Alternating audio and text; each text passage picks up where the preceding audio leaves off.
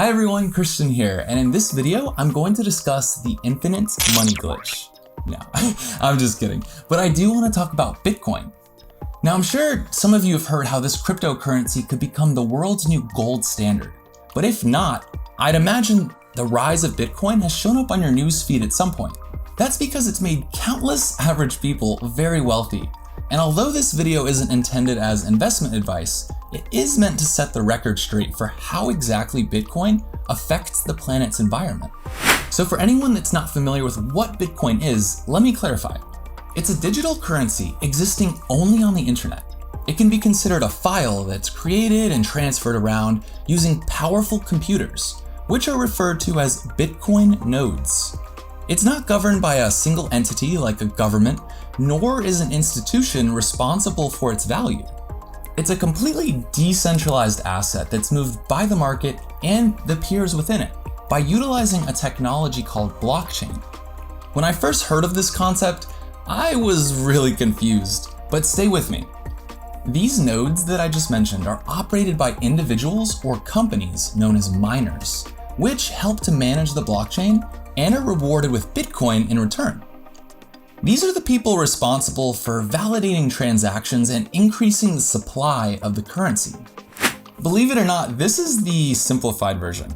But if you'd like to learn more, I've attached some useful resources in the description.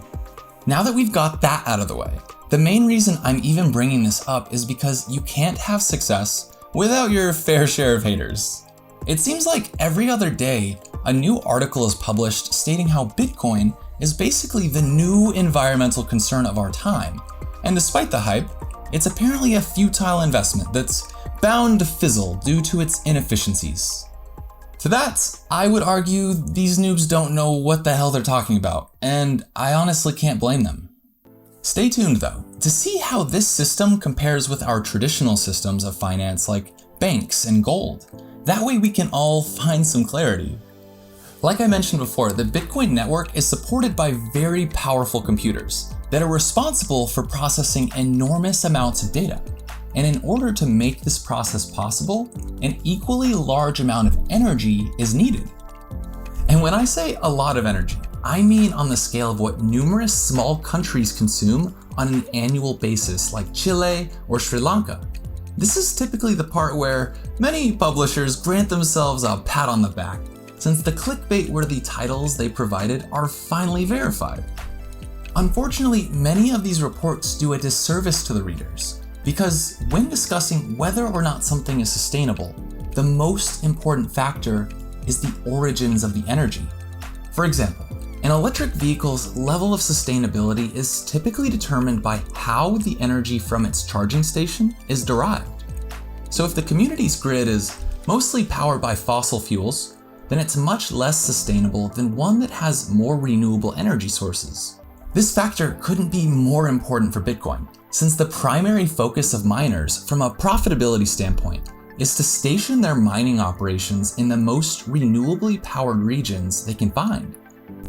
In fact, studies by Morgan Stanley, University of Cambridge, and many more have concluded that nearly 80% of the energy used in Bitcoin mining is derived from renewable energy.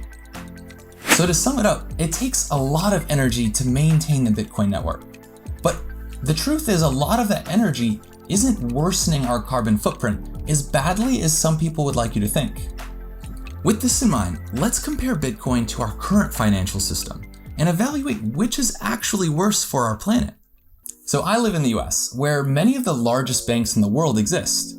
And if you've ever traveled the country, you may have noticed a common theme. The largest buildings in these cities tend to belong to the banks. These regional headquarters are typically covered in glass, meaning they absorb a tremendous amount of sunlight, which necessitates higher cooling needs, thus making more greenhouse gas emissions. Additionally, running elevators with heavy steel cables is very energy intensive. And purely for the sake of marketing, many of these skyscrapers leave their lights on at all hours of the day. Of course, this is just the surface of how these companies impact our world, because banks primarily make their money by providing loans. Rainforest Action Network published a report in March 2020 stating that between 2016 and 2019, just 35 global private sector banks funneled a staggering $2.7 trillion into fossil fuel projects and companies globally. Nearly 1/3 of all those funds went toward the expansion of the industry in order to increase the supply of fossil fuels. Now, we can't count this as a complete debunking without discussing gold, which prior to the 1970s was the standard economic unit that the majority of currencies were tied to. Meaning a currency like the dollar was backed by physically holding the gold or circulating it throughout the economy. Since we now live within a fiat currency system, gold has essentially been downgraded to a means of storing value, but is still actively mined. In 2019, gold production has increased steadily to an estimated 3,200 metric tons per year. And for reference, a financial analytics company called S&P Global has stated that for every ounce of gold mined, we can expect an entire ton of CO2 to be released into the atmosphere. This is because, once again, the equipment and processes involved in the industry all require fossil fuels to function. So whether you look at the carbon footprint of building skyscrapers, or consider if the emissions reported from foreign gold mining operations are even accurate, the fact of the matter is our current financial system is already destroying our environment. And something tells me that various wealthy people and oil companies have a vested interest in maintaining the dollar as the global reserve currency, because energy is the foundation to the modern world. And in many countries, energy is sold in dollars. This topic is especially interesting to me because I'm a huge advocate of becoming a Type 1 civilization, which is why so much of my content focuses on what it would take to get there. But what would help with that journey is if we had a more fair, sustainable, and decentralized financial system. This is not to say that Bitcoin is the blockchain that will bring us to the promised land, but I do have a strong feeling that it's the trigger that will revolutionize how we perceive and exchange value throughout the entire world. So that's it for this one. If you appreciated this deep dive, feel free to smash the like button and subscribe for more content in the future. And remember, keep orbiting, because there are no guarantees we will. So I'll see you in the next one.